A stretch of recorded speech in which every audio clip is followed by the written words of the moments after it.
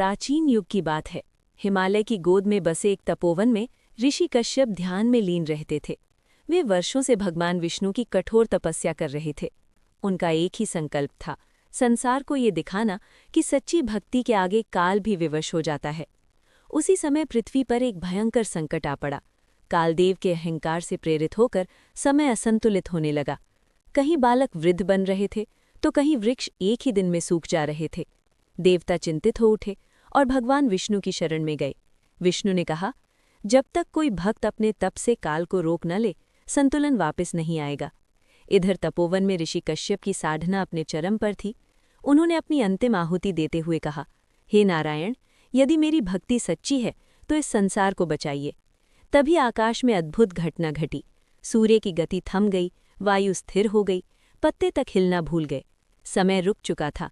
कालदेव स्वयं कांपते हुए प्रकट हुए और बोले, हे ऋषिवर, आपकी भक्ति ने मुझे भी रोक दिया है। उसी क्षण भगवान विष्णु दिव्य तेज के साथ प्रकट हुए। उनके चरण पड़ते ही संसार में फिर गति लौट आई। सूर्य चला, वायु बही, जीवन मुस्कुराया। भगवान ने ऋषि से कहा, वत्स, आज तुमने सिद्ध कर दिया कि भक्ति के सामने काल भी झुकता